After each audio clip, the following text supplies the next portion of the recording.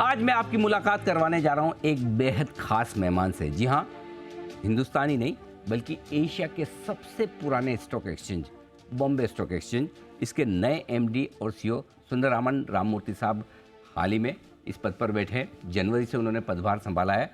आज हम उनसे मुलाकात करने जा रहे हैं। हमारे साथ स्टूडियो में है और एक खास मौके पर हमने उन्हें बुलाया है क्योंकि बीएसई कुछ नए और बेहद इंटरेस्टिंग प्रोडक्ट्स लॉन्च करने जा रहा है। उन पर हम बात करेंगे। उनके पदभार संभालने के बाद उनका ये पहला इंटरव्यू है, तो हम उनके विजन के बारे में भी जानेंगे और आगे बीएसई की क्या योजना है ये भी जानने समझने की कोशिश करेंगे। लेकिन उससे पहले मैं सुंदररामन राममूर्ति साहब का मैं एक बार परिचय आपको करवा दूं। सर 40 साल से अपने कैपिटल मार्केट से जुड़े हुए अलग अलग सेगमेंट्स और सेक्टर्स में काम कर चुके हैं। लंबा गहरा आपका अनुभव है। बैंकिंग सेक्टर में, कमर्शियल बैंकिंग में स्पेशली आपने लंबा काम किया है। 20 साल तक सर एनएससी के साथ रहे हैं। 8 साल तक आपने Bank of America Merrill Lynch के साथ काम किया है और अब जनवरी 2023 से आप बीएसई की एमडी और सीईओ हैं। और पर्सनल थोड़ी सी मैं आपको बातें बता दूं उनके बारे में। आप ग्रेजुएशन कर चुके हैं केमिकल इंजीनियरिंग में, इसके अलावा CAIB और साथ ही ICW की प्रोफेशनल क्वालिफिकेशंस और FRM की आपके पास डिग्री है। राममूर्ति सर, बहुत बहुत स्वागत है सर। सबसे पहले तो आपको धन्यवाद, आप स्टूडियो में भी आए हैं और आपके बीएसई के एमडी बनने के बाद आप पहला इंटरव्यू हमें दे रहे हैं। बहुत बहुत स्वागत है सर आपका। नमस्कार। केमिकल इंजीनियरिंग नहीं है सर, बीएससी केमिस्ट्री। ओके। तो सबसे पहले तो सर आपको बहुत बहुत बधाई, क्योंकि आपके एमडी बनने के बाद साक्षात मुलाकात आपसे आमने सामने पहली बार ही हो रही है। उम्मीद करता हूं कि आपकी नेतृत्व में, आपकी अगुवाई में बीएसई, आपकी लीडरशिप में बहुत अच्छा काम आगे भी और करेगा। अब सबसे पहले जिस वजह से हमने आपको आमंत्रित किया है उस पर बात करते हैं। सेंसेक्स और बैंकेक्स, ये दोनों ही आपके जो इंडेक्स है बीएसई के, ये आप रीलॉन्च करने जा रहे हैं। क्यों? इसके पीछे क्या इरादा है? श्योर, थोड़ा बहुत अंग्रेजी में बताऊंगा सर। Be comfortable. हाँ। See, today if we look at it, equity derivatives is very important segment in the equities market today, the capital market. There is a good amount of interest from the market participants in equity derivatives, and Sensex is a broad-based index with 30 securities representing 55% of the total market capitalization, right? 88% of Nifty's market capitalization, with 99.6% correlation with Nifty. Correct. And slightly a better volatility profile and better returns than Nifty. Today if we look at the entire market is concentrated on a few indices on specific days. So we are trying to provide an option for the market to use another index which is similar but which is different. Today if you look at it, there is a concentration risk in the market in respect of product, venue and subproduct. Right. Product is equity derivative, subproduct is index derivative, and venue is a single venue. Correct. That's where the concentration is. Right. When there is a concentration risk, it is better to have an option and alternative. True. Because it brings in a lot of other diversity. And हमारे पास तो high एक index which is broad based, which has a good correlation, better volatility profile and better return profile. Absolutely. Which helps in addressing this concentration risk, at least from a venue perspective, right, and a sub-index perspective. So that is one of the main reasons for us to think of Sensex derivatives. The second is BankX.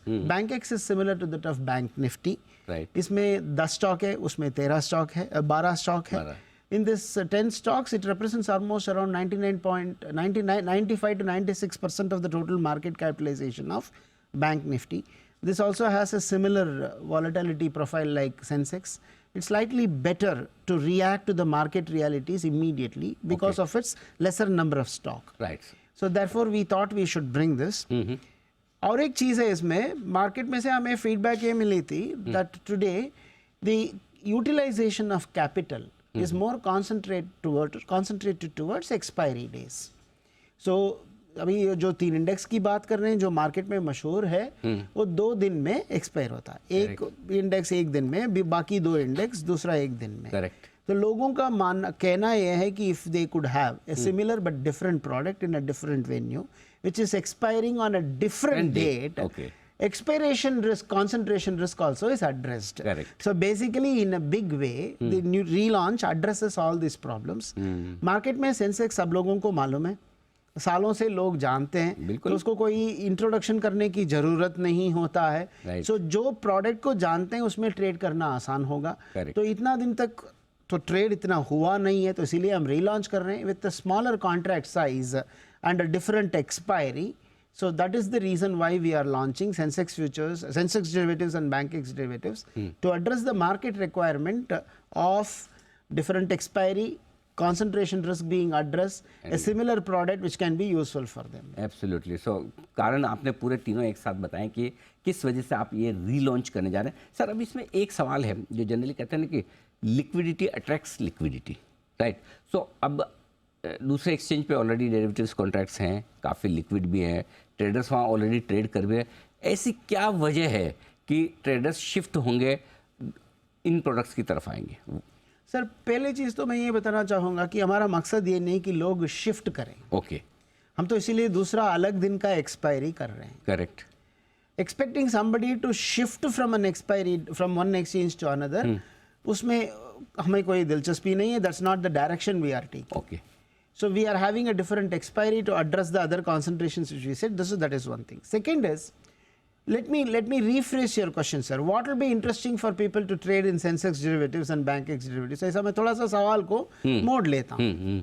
तो if I look at it, any equity derivative product is a very versatile product. तो versatility कहाँ से आता है? Market participant को calibrated view express करने में equity derivatives बहुत मदद करता है. भी मान लीजिए आपको जो भी शेयर ले लीजिए, आपको लगता है कि वो ऊपर जाएगा, आप खाली खरीद सकते हैं और कोई स्ट्रैटेजी नहीं है. करेक्ट. अगर आपको ये भी मालूम है वो खरीदेंगे तो आपको पूरा भाव देना पड़ेगा. तो next comes the futures. Correct. Futures में भी एक ही एक्शन है, आप फ्यूचर्स खरीदेंगे. लेकिन ऑप्शंस में ऐसा नहीं है ना sir. If you feel the market is going to be going up, but up to a point and not beyond that, you'll be able to have a strategy. Market going up is not same as market not going down. Correct. It is very different. Absolutely. अलग-अलग strategy आपको equity derivatives देता है. So equity derivatives are per se versatile products. Right. So bringing a different expiry with a different product in itself is a big thing why market should look into it. Apart from that, because of the similarity of these indices, but being different in a different venue, lot of strategies हमारे ख्याल में हो सकता है. I'll give you some examples. Right, sir. One is, there is always going to be a lead and lag. Why there will be a lead and lag? एक में 50 है, दूसरे में 30 है, एक में 12 है, इसमें 10 है. तो कोई तो इंडेक्स तो फर्क है. हाँ, फर्क पड़ेगा. तो इसी की वजह से मार्केट में जब इन्फॉर्मेशन आते रहता है, मार्केट में क्या होता है सर? इन्फॉर्मेशन आता है, ट्रेडिंग होता है. मार्केट में जब इन्फॉर्मेशन आता है, the capability and the speed with which different indices react will be different. Correct. Because of which, there will be always a lead and lag. End of the day, the correlation is going to be 99.6% or 99.96%. वो बात अलग है. वो तो end of the day हर आदमी देखता है. Because of this, there is going to be a significant type of a correlation. पहले ज़माने में लोग pair trading करते थे. Right, आपको sir. पता होगा. Right, sir. So same thing is possible. So there can be a pair trading between one index and another index. भले एक्सपायरी डेट डिफरेंट हो, उसको फैक्टर इन करके लोग विल बी एबल टू फायदा उठा सकते हैं. इसका नया एक कभी स्ट्रेटजी आ गया मार्केट में. Jobbing, arbitrage, scalping, algo trading and pair trading in a big way because of the lead lag becomes mumkin with this product being in place. Interesting. The second is, जब आप नया product launch करते हो, उसको pricing करने में अलग अलग लोगों को विचार अलग अलग होता है. तो कभी प्राइसिंग थोड़ा ज़्यादा रहता है मार्केट के व्यू से, कभी थोड़ा कम रहता है मार्केट के व्यू से.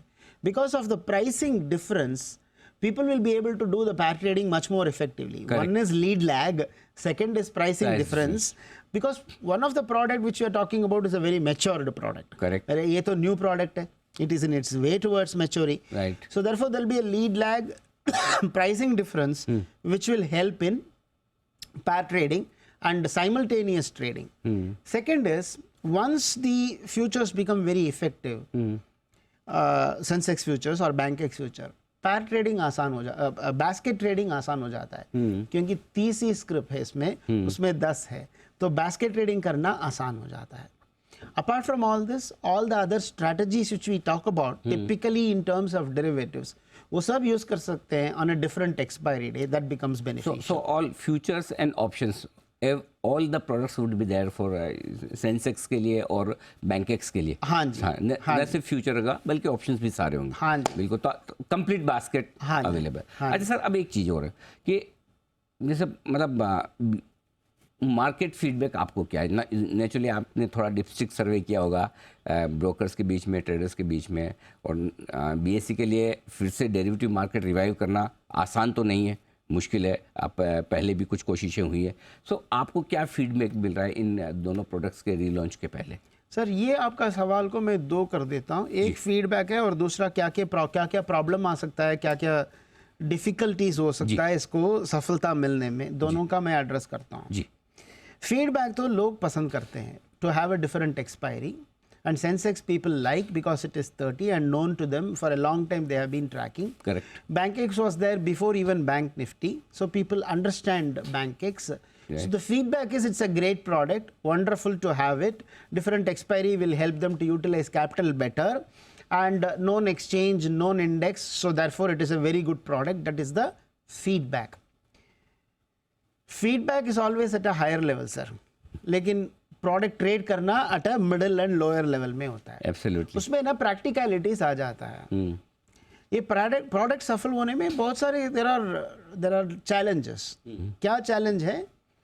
One is not that all the clients of equity derivatives are permitted by members to trade in equity derivatives of BSE. Not all the members who are my members in derivative segment have made their membership active. Not all the software provide for BSE's equity derivatives. Correct. Even if it provide those versions and upgrades and licenses, not all members have taken. Right. Not all members have their servers in my colo. They may have servers dedicated lease line for equity derivatives, they may not have. Correct. And second, product को थोड़ा study करना पड़ता है। कैसा price करें futures को, कैसा options को प्राइस करें, उसके लिए थोड़ा टाइम लगता है। Right. तो ये सारा चैलेंजेस है। इतना सारा चैलेंजेस है करके हम आगे कदम उठाएंगे नहीं तो मंजिल तक पहुंचना मुश्किल हो जाएगा। Absolutely. चैलेंजेस है, मुश्किल है, उसके लिए काम करना पड़ेगा, सबसे बात करना पड़ेगा। किसी को एल्गो की जरूरत होगा, उसको अप्रूवल नहीं है अभी। दूसरा एक्सचेंज में तो सारा एल्गोस का अप्रूवल लेके बैठे हैं तो आसानी से वो ट्रेड कर सकते हैं। अपने यहाँ कुछ नया एल्गो करना है तो एल्गो को भी तो अप्रूवल लगता है, तो उसमें तो समय लगता है। तो ये सब चैलेंजेस है ही। अगर चैलेंजेस है ही नहीं, नया कुछ काम करने में क्या मजा है? तो इसीलिए चैलेंजेस है। आई मस्ट अप्रिशिएट, आप एकदम हैंड्स ऑन है। आपको एक एक छोटी छोटी चीज़ ये पता है कि इस प्रोडक्ट को लॉन्च करने में कहाँ कहाँ कितनी कितनी मुश्किल आ सकती है। एंड आई एम श्योर जब आपको पता है तो उस डायरेक्शन में आप काम भी कर ही रहे होंगे। सर हमारा इतना कुछ जानकारी नहीं है सर। आप फीडबैक की बात कर रहे थे, हम मेंबर से बात कर रहे हैं। जो कुछ बोलते हैं उसको सुनते हैं, उसको अगर हम कुछ भी मदद कर सकते हैं उसमें, वो चैलेंज को निकाल सकते हैं तो हम कोशिश करते हैं सर। अच्छा सर, अब आप थोड़ा, चूँकि अब बीएससी के आप नए एमडी सीईओ बने हैं तो मैं थोड़ी बातें उससे रिलेटेड भी करना चाहता हूँ। पहले तो सर बीएससी को लेकर आपका क्या विजन है? आप इसे क्या बनाना चाहते हैं? मैं ये समझना चाहता हूँ। सिंपल सर, बीएससी को वाइब्रेंट बनाना है। मैं यही हमेशा कहते आ रहा हूँ। वाइब्रेंट का मतलब क्या है? जो जीता, चाहता, सुनता, करता कुछ व्यक्ति होना चाहिए। तो अगर ऐसा हो जाए, वाइब्रेंट हो जाए, इसका मतलब ये नहीं कि ये बराबरी की बात नहीं कर रहे हैं। बड़े बड़े होते हैं, हम छोटे हैं अभी, और थोड़ा बड़ा हो जाएंगे तो वाइब्रेंट हो जाएंगे। आपकी हम्बलनेस है एक्चुअली, आप ऐसा सोचते नहीं तो कॉर्पोरेट वर्ल्ड में ऐसी थॉट प्रोसेस रखने वाले लोग ज़्यादा मिलते नहीं हमें एक्चुअली। तो हमें बीएससी को वाइब्रेंट बनाना है। वाइब्रेंट बनाने से क्या क्या फ़ायदा है मार्केट को? बीएससी को वाइब्रेंट बनने से बीएससी को खाली फ़ायदा नहीं, हमारे मानना ये है कि ये पूरा भारत देश और भारत देश में जितने भी व्यक्ति कैपिटल मार्केट से जुड़े हुए हैं उन सबको फ़ायदा है। हम ये क्यों इतनी दावे से कह रहे हैं? अगर वाइब्रेंट बन गया, आपको क्या होता है? If you want to bring in, one is the concentration risks we talked about in a big way. Those risks are addressed, product concentration, venue concentration, market concentration, technology issue, और जो भी हो, concentration की वजह से बहुत सारे risk पैदा होता है मार्केट में, मार्केट स्टेक होल्डर्स के लिए। सारा जो भी वो रिस्क है उसको एड्रेस करता है। इसीलिए देश की उन्नति के लिए दूसरा एक्सचेंज को वाइब्रेंट रहना हमारे लिए, हमारा मानना यह है कि जरूरी है। Second is, if there is नया प्रोडक्ट, नया सोच, नया वेन्यू, उससे क्या होता है, मार्केट को बेनिफिट होता है, product differentiation, new products, product interplay, ये सब जब होता है। मैं एक चीज़ बता रहा था थोड़ी देर पहले, पैर ट्रेडिंग की बात। जी, अगर सेंसेक्स का डेरिवेटिव होगा ही नहीं तो निफ्टी और सेंसेक्स का पैर ट्रेडिंग हो ही नहीं सकता है। Correct. So new product bringing, when you bring in, one is the product brings along with its own individual characteristics and helps the market participants, and it helps in product interplay. When that happen, the pie does not shrink, the pie grows. Sir आप ये देख लीजिए ना, 1992 में सारा market का India में कितना वॉल्यूम था? करेक्ट। 300 करोड़, 400 करोड़। आज पूरा मार्केट को मिलाएंगे तो क्या वॉल्यूम है? इतना हम लोग तरक्की कैसा कर सके? Lot of regulatory development. Regulators have been very market understanding. They have brought in lot of new things, and the exchange has survived, and because of which the market has become big. Market बड़ा होने से खाली brokers को फायदा हुआ ऐसा नहीं है. So many employees, employment generation, income generation, consumption, manufacture. So it multiplies in a big way. तो इसीलिए हमारा ये मानना है, भारत देश की उन्नति के लिए 2 एक्सचेंजेस कम से कम वाइब्रेंट होना चाहिए। बिल्कुल ठीक बात। अच्छा सर, एक सवाल ब्रोकर्स, छोटे ब्रोकर्स स्पेशली और रिटेल इन्वेस्टर्स, ट्रेडर्स के बिहाफ पे मैं आपसे पूछना चाहता हूँ। थोड़ी दुखी हैं आजकल, वो कहते हैं कि मार्जिन सिस्टम बड़े कड़क हो गए हैं, लीवरेज नहीं मिलती, इंट्राडे में ट्रेड करने का ज़्यादा स्कोप नहीं रहा। ये थोड़ा सा उनका है कहना, इससे कैश मार्केट पे आपके वॉल्यूम भी घट रहे हैं। आमतौर पर बीएससी को कैश मार्केट का एक्सचेंज माना जाता है कि यहाँ पर डिलीवरी वाला काम ज़्यादा होता है, वॉल्यूम ज़्यादा होते हैं, वो भी घट रहे हैं। तो इसको आपका बीएससी का वॉल्यूम कैश मार्केट का बढ़े, उसके लिए आप क्या कर रहे हैं? सर इसको ना मैं पहले मार्जिन की बात करता हूँ, बाद में डेरिवेटिव्स वॉल्यूम की बात, डिलीवरी वॉल्यूम की बात करता हूँ, बाद में मार्केट को कैसा बढ़ाना है उसकी बात करता हूँ। Margins is based on regulatory decision in consultation with the market participant. Today, if you look at it, Indian markets have gone through many ups and downs, but market safety has always been paramount. Absolutely. Thanks to the regulatory thought process. Right. Margins is one way through which market safety is ensured. So it is working well. Correct. जो भी rules है, regulation है, जिसको you have to it controls the market in some way to ensure the overall benefit of the market. True. So थोड़ा बहुत उसमें से कई लोगों को कठिनाइयां फेस करने की संभावना हो सकता है, but in the larger interest of the market from a regulatory perspective, if you look at it, what is the duty of the stock exchanges which the regulators with their kind good vision is ensuring? Correct. Investor protection. मेरे ख्याल से so long as we are able to take care of that, छोटी मोटी चीज़ जो भी रास्ते में आता है, Indian market players are very good in adaptation. ये बात तो है। हाँ, तो ये सच्चाई उनको सामने आ गया, तो इन्वेस्टर सेफ्टी के लिए ऐसा मार्जिनिंग मैकेनिज्म की जरूरत है। They will adapt and they will survive and they will grow, ये हमारा मानना है sir. Absolutely. As far as delivery based volume is concerned, yes, BSE is a highly delivery based volume oriented exchange. मैं आपको ये कहना चाहता हूँ, पहले हमारा 15 रुपये तक जो भी स्क्रिप है इक्विटीज मार्केट में, उसका टिक साइज 1 पैसा था जी। तो हम थोड़ी दिन पहले मार्च 1 तारीख से 100 रुपये तक जो भी स्क्रिप है उसका टिक साइज 1 पैसा कर दिया। अच्छा। तो the delivery percentages in this script 80% से ज़्यादा है हमारा। सो मतलब clearly lowering the tick size has improved the delivery based volumes. Correct. पहले हमारा मार्केट शेयर इसमें 100 रुपया तक का मार्केट में 9% था, अभी 10.9% आ रहा है। अर्ली डेज हम ये नहीं कह रहे हैं कि इसकी वजह से हमारा मार्केट शेयर बढ़ेगा वगैरह वगैरह। मैं ये कह रहा हूँ डिलीवरी बेस्ड जो वॉल्यूम के लिए जो भी करना है, ये हमेशा हमारा दिमाग में पहला बैठता है। तो इसके लिए हम जो भी कदम उठा रहे हैं, जैसा अभी हमने 1 पैसा का टिक साइज करवाया, तो it's all towards that and we feel that it is giving benefit. Okay. Equity market घट रहा है, इक्विटी इन्वेस्टर्स कम हो रहे हैं, यूसीसीज कम हो रहा है, डीपी अकाउंट्स कम हो रहा है, ये सब लोग बोल रहे हैं सर। मेरे ख्याल से हमें क्या करना चाहिए एज रेस्पॉन्सिबल मार्केट पार्टिसिपेंट, मैं आपको दोहराना चाहता हूँ, मेरे को 3 चीज़ इंपॉर्टेंट लग रहा है सर।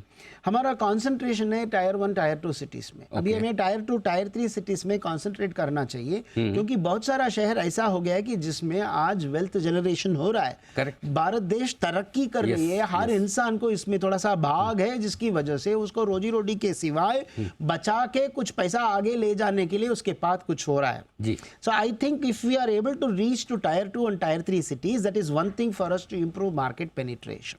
ये पहला बात है सर। दूसरा, नारी शक्ति, हम लोग उसको इतना we have not seen. Sir आपका चैनल में आप एडवर्टाइजमेंट देखिए, ज़्यादातर नैपीज चेंज करना है तो हम लेडीज को दिखाते हैं, निवेश करना ये गाड़ी की बात होती है तो आदमी को दिखा रहे हैं। तो ये जेंडर बायस अपने आप में, मैं ये नहीं कह रहा हूँ कि इसको कंप्लेन नहीं कर रहा हूँ, हमारा सोच ऐसा हो गया है कि जाने अनजाने में पैसे के मामले में हम नारी शक्ति को थोड़ा पीछे रख दिया है। तो मेरे ख्याल से ये गलती है। ठीक बात है। So if we go and specifically do something about women empowerment in financial independence and investment, I think there is a huge amount of work to be done there. BSc UN Women के साथ जुड़ के ये financial literacy इन equities market हम लोग कुछ programmes कर रहे हैं। It's all beginning sir. Bharat देश बहुत बड़ा महान देश है, इसमें जितना भी आप करो इन सब दिशाओं में वो कम होता है। Absolutely. So तीसरा sir, so catch them young is a phrase we always talk about.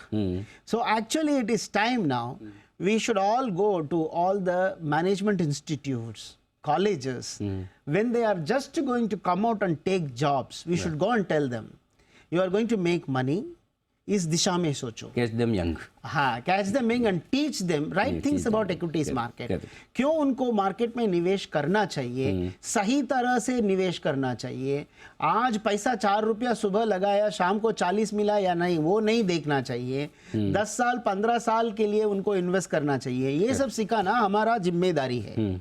So I think these 3 things we need to take up very seriously, all of us as market participant. इसमें BSc NSE ऐसा कुछ नहीं है sir. We are with you. I mean very noble cause कि tier 2 tier 3 cities तक पहुँचे, women's को हम ज़्यादा और youth को बढ़ाना, तो जी बिजनेस हमेशा आपके साथ है। सर समय थोड़ा कम है, मैं 2 छोटे सवाल आपसे जल्दी लेना चाहता हूँ। पहला ये कि बार बार ये चर्चाएँ होती कि ट्रेडिंग का समय बढ़ाया जाए, BSc का इस पर क्या व्यू है, क्या वाकई में समय बढ़ाने की ज़रूरत है, और यदि हाँ तो क्या आप तैयार हैं? सर हम लोग इंफ्रास्ट्रक्चर प्रोवाइडर है, तो इंफ्रास्ट्रक्चर प्रोवाइडर इंफ्रास्ट्रक्चर यूजर्स को डिक्टेट नहीं कर सकते कि वो कैसा करना है। इंफ्रास्ट्रक्चर यूजर्स का जो भी मानना है उसको मान के हमें इंफ्रास्ट्रक्चर प्रोवाइड करना धर्म है। सो in terms of timing also, it depends absolutely to the market. If the market players want extended time, we will be able to provide. Okay. If the market players do not want extended time, whatever we do is not going to be of any meaning. As far as capability and readiness is concerned, it depends on how we structure it. Depending on the structure, we are always capable. If the structures become too difficult and complex, थोड़ा rework करना पड़ेगा, उसके लिए थोड़ा समय लगेगा, बस उतना ही है. So it is not difficult to provide an infrastructure whichever way the market wants, but market क्या चाहता है, यही सबसे बड़ा important requirement. तो आप कह रहे हैं कि जो बाजार की इच्छा होगी BSc उसके साथ है। हर मार्केट पार्टिसिपेंट को वही करना चाहिए सर, जो बाजार की इच्छा है। जी। So long as it is within the 4 walls of law. Absolutely. तो वही करना हमारा धर्म है। अच्छा सर, एक और चीज़, BSc ने लिस्टिंग के बाद से इन्वेस्टर्स की बहुत वेल्थ बनाई है, देयर हैप्पी इन्वेस्टर्स। जो ट्रेड करते थे वो भी और जो इन्वेस्ट करते हैं वो भी BSc के स्टॉक में। आपने कुछ वैल्यू अनलॉकिंग भी की, CDSL लिस्ट हुआ है, लेकिन अभी भी स्टार MF और कुछ और अच्छी एसेट्स BSc के पास हैं, और लोग ये जानना चाहते हैं कि उनका क्या वैल्यू अनलॉकिंग का अलग से लिस्ट करवाने का, IPO लाने का कोई इरादा आप रखते हैं? सर इसमें so long it is like this, there will be a main core business which you do, जिसमें आपको equity derivatives, currency derivatives, star MF, mutual fund तो हो गया, SME वगैरह वगैरह आएगा, कमोडिटी डेरिवेटिव्स वगैरह आएगा। ये तो कोर बिजनेस है आपका। वो कोर बिजनेस को आप हमेशा स्ट्रेंथन करते रहेंगे, वो तो BSc लिमिटेड के अंदर आएगा। वो कोर बिजनेस के अलावा हम बहुत सारी चीज़ों में निवेश किया होगा, फॉर एग्जाम्पल CDS, उसमें हम लोग we have to unlock value at the right time. Core business को कभी अनलॉक नहीं कर सकते हैं, क्योंकि उसी के लिए आप जन्म लिया है, उसी के लिए आप जिंदा हो। सही बात है। तो उसको तो आपको बढ़ाते रहना चाहिए। जो भी एंसिलरी स्टफ में हम लोग निवेश किया है उसमें सही समय पर शेयर होल्डर का वैल्यू मैक्सिमाइजेशन और ऑप्शन ऑप्टिमाइजेशन के लिए जो करना है वही बीएससी करेगा सर। बिल्कुल सर, बहुत बहुत धन्यवाद सर, आप हमारे स्टूडियो में आए, पूरे अपने प्रोडक्ट्स पर और बीएससी के आगे के विजन पर आपने अपनी बात दर्शकों के सामने रखी है। न सिर्फ दर्शक बल्कि हमारे दर्शकों में हज़ारों लाखों दर्शक ऐसे हैं जो बीएससी के शेयर होल्डर है, और हम खुद लंबे समय से हमेशा बीएससी के बड़े प्रशंसक रहे हैं और बड़ी लंबी रिलेशनशिप रही है। बहुत बहुत धन्यवाद सर, आपका समय। धन्यवाद सर। हमारी तरफ से आपको एक ही विनती है, आपके दर्शकों को जी। बीएससी को वाइब्रेंट बनाने का जो हमारा इच्छा और कामना है उसको सफलता मिलने के लिए आप जो भी सहयोग कर सकते हैं वो दे दीजिएगा, हम आपको आभार रहेंगे। Thank you sir. पूरा भारत देश आपका आभार रहेगा। Thank you sir. Thank you sir, और आपको बहुत बहुत शुभकामनाएं। आई एम श्योर आप बीएससी को एक अच्छा वाइब्रेंट, मजबूत और लीडिंग एक्सचेंज बनाने की तरफ आगे बढ़ेंगे। Thank you so much sir. Thank you. तो ये थे सुंदरमन राममूर्ति सर, बीएससी के नए एमडी और सीईओ, जिनसे हमने की मुलाकात। इस शो में इतना ही, मुझे दीजिए इजाज़त। नमस्कार।